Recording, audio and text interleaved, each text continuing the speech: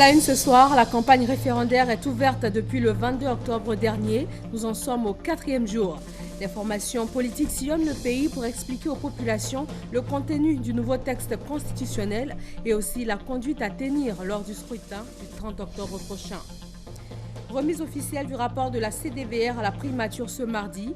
Il sera mis à la disposition du grand public afin de favoriser l'appropriation des résultats par les différents acteurs et d'en faire une large diffusion. La sinusite, une maladie qui touche des millions de personnes en Côte d'Ivoire. Quelles en sont les causes et les manifestations? Peut-on en guérir complètement? Des réponses dans le dossier de ce 20h.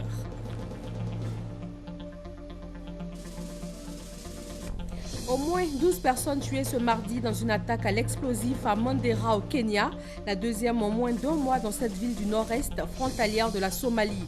L'attaque n'a pas encore été revendiquée. Bonsoir à tous, ouvrons ce 20h avec la 3e République en question.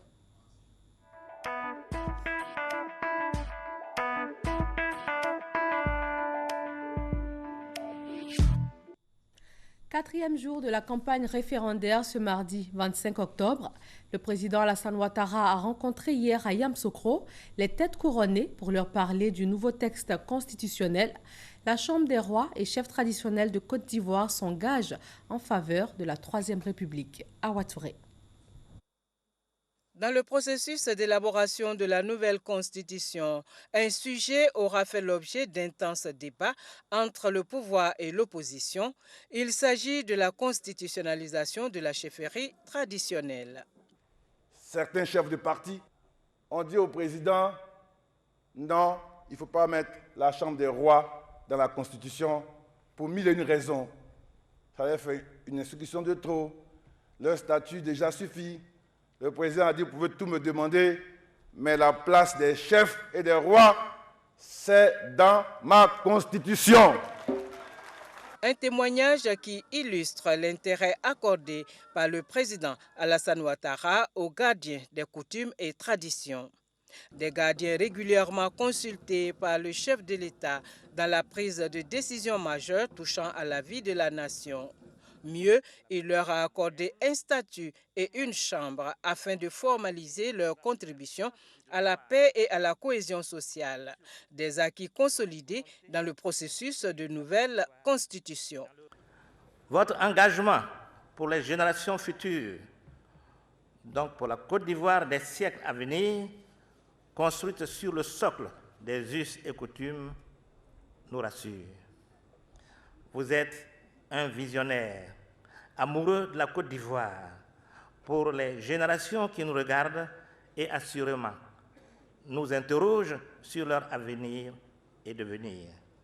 Honorable chef traditionnel, votre sagesse a toujours contribué à la stabilité de notre pays. Votre clairvoyance dans l'appréhension des réalités existentielles a joué, comme à l'accoutumée, un rôle significatif pour le développement de notre nation.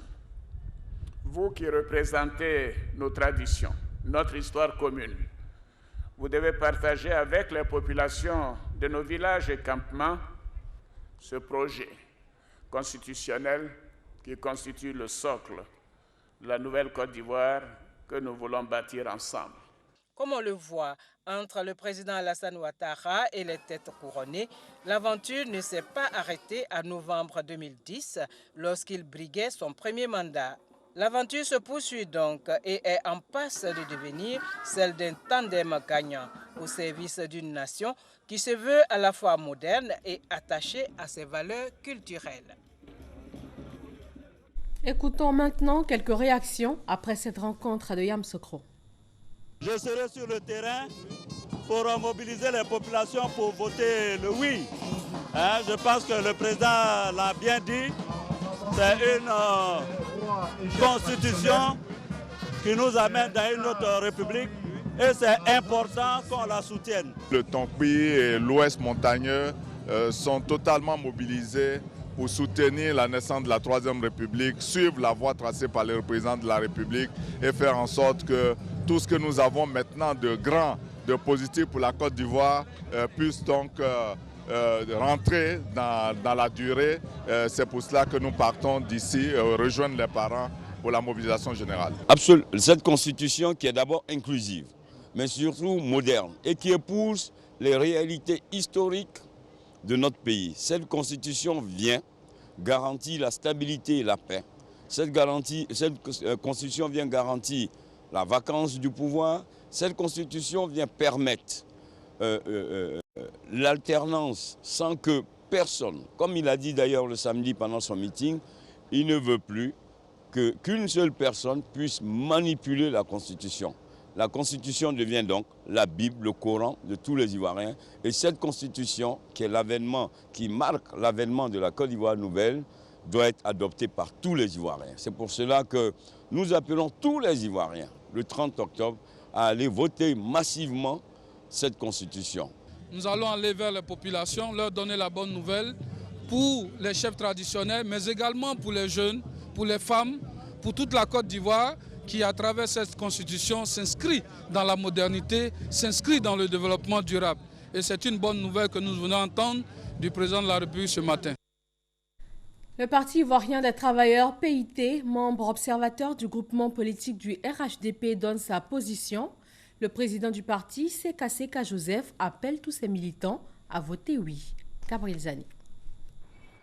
Le PIT, le Parti ivoirien des travailleurs, rompt le silence sur sa position vis-à-vis du nouveau projet de constitution. Le parti dit oui à la nouvelle constitution et appelle tous ses militants et au-delà à voter le oui le 30 octobre prochain.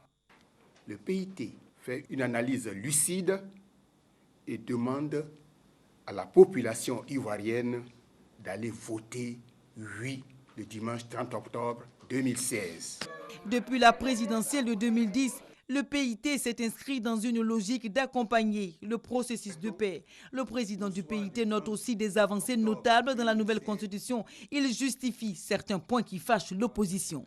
Les pouvoirs exécutifs et législatifs étant indépendants, il apparaît dès lors incongru que ce soit le pouvoir législatif qui assume les fonctions de l'exécutif en cas de vacance ou d'empêchement absolu. De la création du Sénat à la limitation à 2 mandats du président élu, la prise en compte de la jeunesse, des femmes, de la question du foncier, autant de dispositions qui rassurent le parti membre observateur au sein du RHDP, la coalition au pouvoir. Les jeunes, les hommes, les femmes et aussi les chefs traditionnels, tous sont appelés à opter pour le oui ce 30 octobre. Les enjeux de la nouvelle constitution sont détaillés aux populations partout à travers le pays.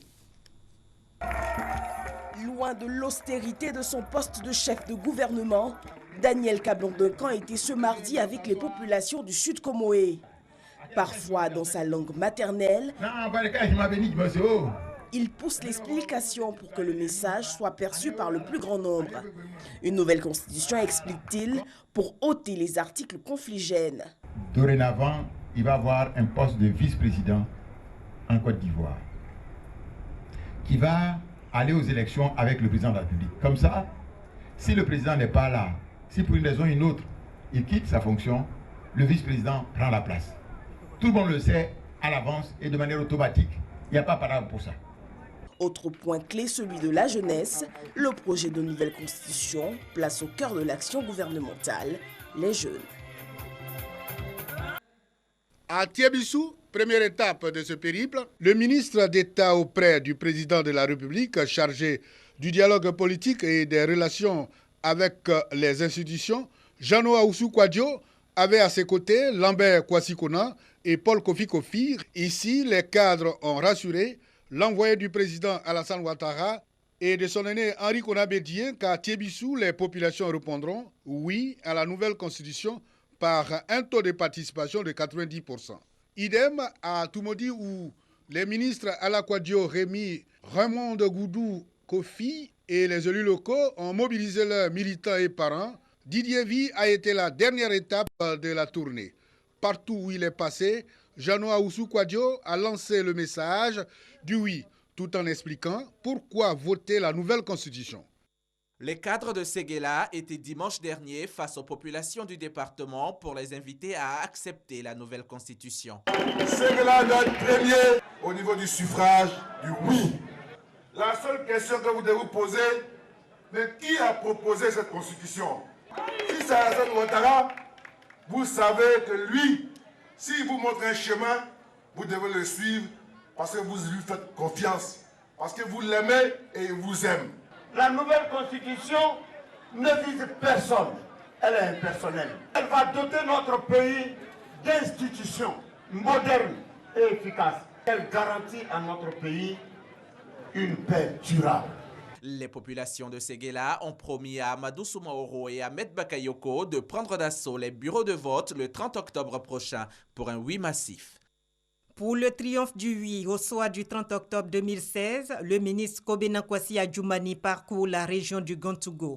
Hier lundi, au moment où le président de la République rencontrait les rois et chefs traditionnels à Yamoussoukro, le coordonnateur de la campagne référendaire dans le Gontougo entretenait les chefs de Kounfao qui n'ont pas pu effectuer le déplacement dans la capitale politique. Les populations nous ont compris, elles nous ont donné l'assurance que le 30 octobre 2016, en tout cas le oui va l'emporter avec une large majorité. Ils ont pris l'engagement de faire sortir toutes nos populations pour venir voter. Le dimanche déjà, le ministre Adjoumani était à Tanda avec la communauté musulmane, les jeunes et les femmes. Des populations qu'il a quittées, assurées de leur oui pour la Troisième République. Les ministres Charles Dibi Kofi, Gaussou Touré et Kandia Camara mobilisent eux aussi pour le oui. L'Union générale des travailleurs de Côte d'Ivoire a expliqué de son côté à ses syndiqués ce que gagnent les travailleurs à se prononcer en faveur du oui. Charles Kofi Dibi, cadre du RHDP à Vavois dans le Haut-Sassandra, à la tête d'une forte délégation de cadres de ce groupement politique. Dans l'objet de son déplacement, la campagne pour le référendum du 30 octobre prochain, le vice-président du PDCI-RDA s'est voulu on ne peut plus clair dans son adresse.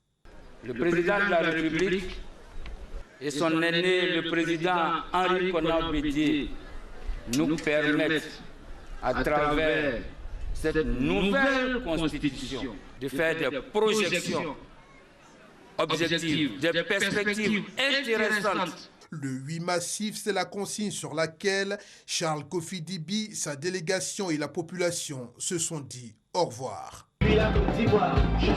Journée internationale de la femme rurale à Toupa, dans le département de Dabou. Les associations de femmes ont fait d'une pierre deux coups. La célébration a été l'occasion pour elles de comprendre le projet de nouvelle constitution. Était invitée à cette célébration la ministre de l'Éducation nationale. Kandia Camara a expliqué à ses filleuls que le nouveau texte est gage de paix, de stabilité, de prospérité et de développement avant de les inviter à opter le 30 octobre pour le bulletin vert. Ça, c'est le bulletin de la paix.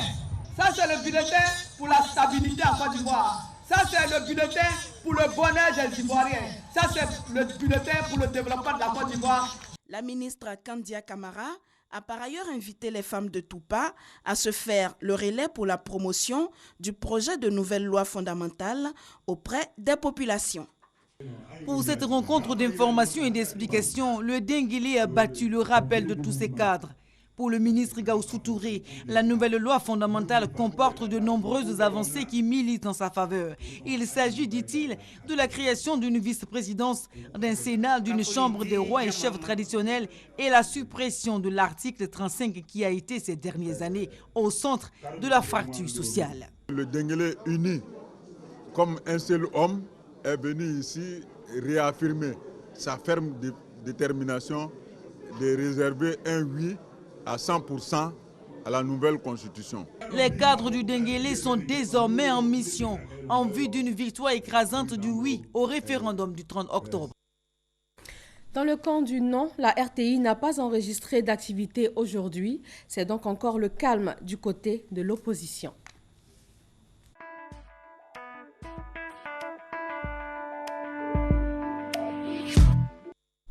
Également dans l'actualité politique, la commission Dialogue, Vérité et Réconciliation CDVR a procédé à la remise officielle de son rapport détaillé à la primature. Créée en juillet 2011, la CDVR avait pour mission d'œuvrer en toute indépendance à la réconciliation et au renforcement de la cohésion sociale entre toutes les communautés vivant en Côte d'Ivoire à l'issue de la crise post-électorale. Le 15 décembre 2014, la CDVR a mis un terme à ses activités en rendant son rapport au chef de l'État, Herman Guivet. Mariatou Kone, la ministre de la Solidarité, de la Cohésion sociale et de l'indemnisation des victimes, remet au chef du gouvernement, Daniel Kablan-Duncan, le rapport final de la commission Dialogue Vérité et Réconciliation et le résumé de ce rapport. Le contenu de ce rapport, des consultations nationales avec les populations, mêlées de résultats d'investigation réalisés par la commission. Un travail qui n'aurait pu s'accomplir sans l'assistance de partenaires tels les Nations Unies. Une assistance permanente saluée à sa juste valeur par le ministre de la Solidarité, de la Cohésion sociale et de l'indemnisation des victimes, Kone Mariatou.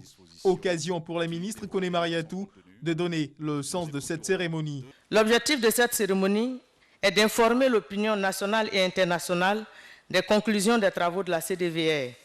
Elle vise à mettre officiellement le rapport de la CDVR à la disposition du grand public afin de favoriser l'appropriation des résultats par les différents acteurs.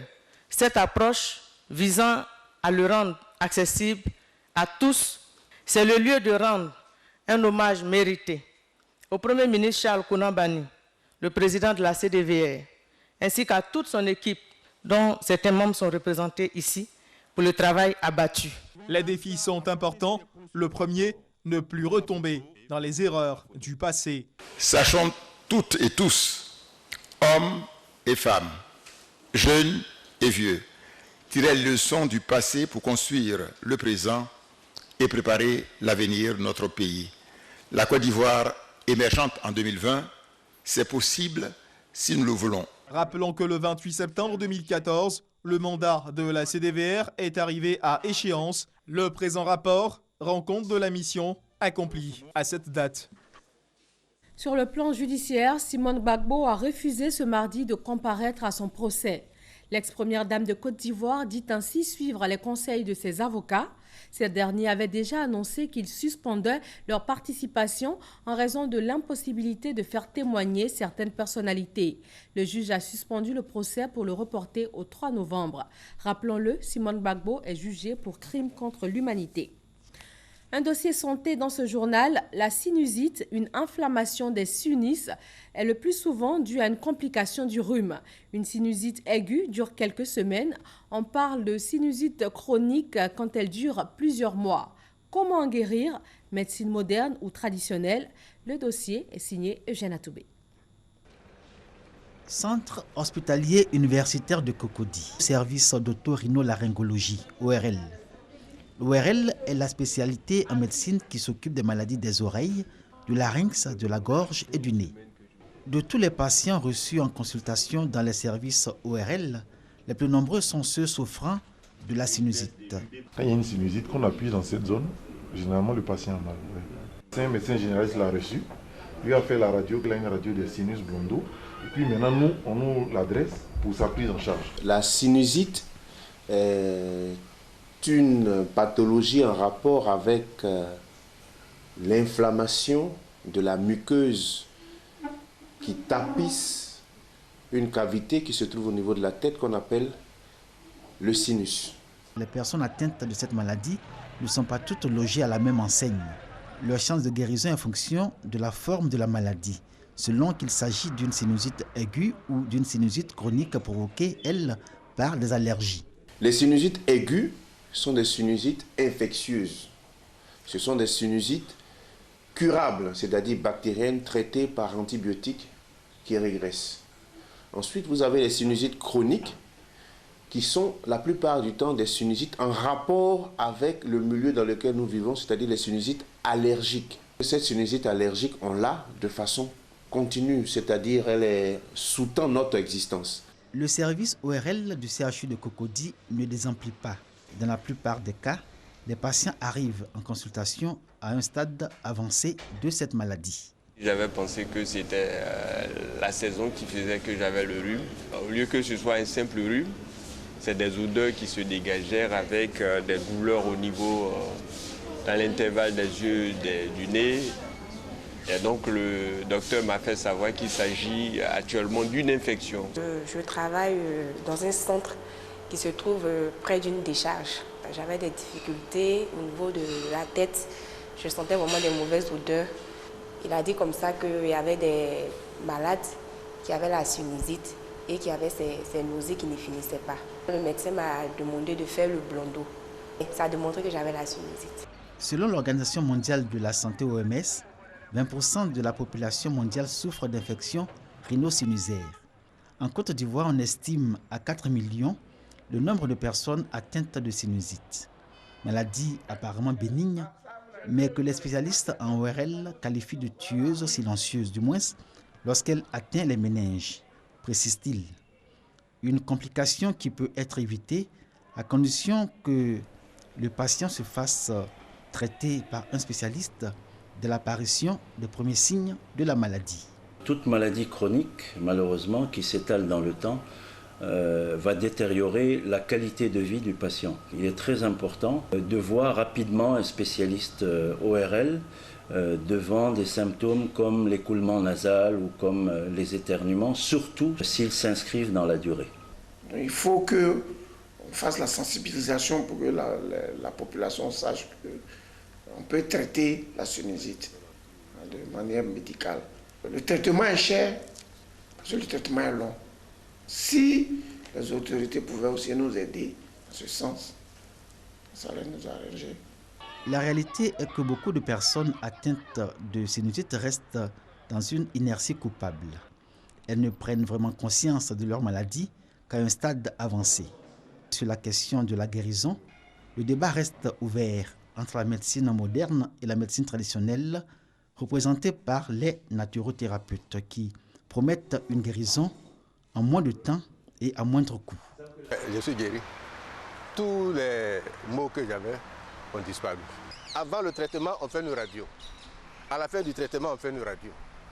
S'il n'y a plus rien, la personne est guérie. Cette guérison consiste à faire drainer la glaire infectée contenue dans les cavités, qui sont au nombre de 4. Les cavités des sinus maxillaires, ethmoïdales, frontale et sphénoïdale. La sinusite aiguë se guérit par un traitement antibiotique. La sinusite chronique, en rapport avec une rhinite allergique, se guérit par le traitement de ces épisodes de réchauffement. Mais la rhinite allergique, elle, ne se guérit pas.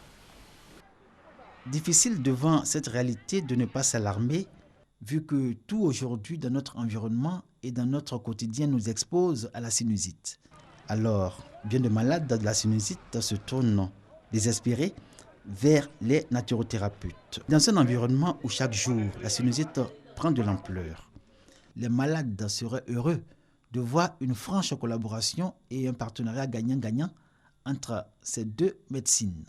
D'autant que pour l'heure et malgré son ampleur, la sinusite n'est pas encore déclarée problème de santé publique par l'Organisation mondiale de la santé OMS. Parlons environnement avec la gestion des risques en cas de crise ou d'accident nucléaire. L'équipe nationale nucléaire, radiologique, biologique et chimique se dote d'une stratégie nationale. Elle se prépare à faire face à toute crise ou accident qui impliquerait ces matières ou produits particulièrement dangereux. Herman Yamia. En cas de sinistre impliquant des matières d'origine NRBC, nucléaire, radiologique, biologique et chimique, la Côte d'Ivoire veut pouvoir faire face efficacement. L'équipe nationale NRBC multiplie donc les séances de formation. Cet atelier qui a lieu au groupement des sapeurs-pompiers militaires de l'Indéni à Adjamé vise donc à renforcer la cohésion au sein de l'équipe nationale NRBC et la coopération interinstitutionnelle. La négociation est considérée comme une habilité aujourd'hui. Ce n'est pas tout à fait évident. Lorsqu'il y a une crise qui s'installe, il y a un désordre, les gens n'ont plus les mêmes manières de penser. Donc évidemment, il faut savoir aborder les questions, échanger avec les gens. La Côte d'Ivoire, dans la mise en œuvre de sa stratégie nationale de gestion des risques et menaces de crise ou accidents impliquant des matières d'origine NRBC, bénéficie du soutien de l'Union européenne. L'année dernière, déjà, j'avais pu constater que l'ambassade de France, pays membre de l'Union européenne, participent activement à ce programme et l'Union européenne maintenant va aussi mettre beaucoup d'argent sur ce programme. Lancée en 2010 par l'Union européenne, l'initiative des centres d'excellence NRBC a pour but, entre autres, d'accompagner les institutions et experts locaux des pays partenaires membres du réseau dans le développement d'une culture du risque, de sûreté et de sécurité face aux menaces ou risques provenant spécifiquement des matières d'origine NRBC. Dans le domaine des ressources terrestres et aquatiques également, les experts se réunissent pour faire des propositions de gestion efficaces. Ils sont 70 à préparer la 13e conférence des parties à la Convention des cadres des Nations Unies sur la diversité biologique de décembre prochain. La Côte d'Ivoire compte plus de 17 000 espèces terrestres et aquatiques. Malika Koulibaly. Désormais, les grandes firmes occidentales devront partager les richesses qu'elles exploitent dans les pays africains.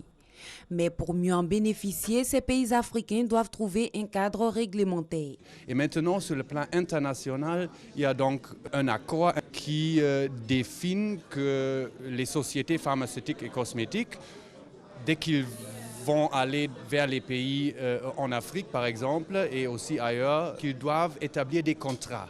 Et ces contrats vont donc définir si jamais je gagne de l'argent avec, par exemple, un médicament ou un soin cosmétique qui est basé sur une ressource qui vient de la Côte d'Ivoire, qu'il fallait donc partager les avantages, c'est-à-dire ils vont verser une partie des bénéfices vers le pays et vers les communautés locales. Trouver un cadre réglementaire dans l'esprit de l'APA, l'accès et partage aux avantages. C'est d'ailleurs l'enjeu de la rencontre entre ces experts du développement durable venus d'ici et de la sous-région francophone. Une rencontre initiée par l'ambassade d'Allemagne en Côte d'Ivoire pour préparer déjà la conférence sur la biodiversité biologique qui se tiendra à Cancún au Mexique en décembre prochain. Il s'agit de préserver nos ressources naturelles, c'est-à-dire l'eau que nous buvons, l'air que nous respirons, le sol fertile qui nous nourrit, l'existence humaine. La Côte d'Ivoire abrite, selon des chiffres du ministère de l'Environnement et du Développement durable, 17 343 espèces terrestres et aquatiques.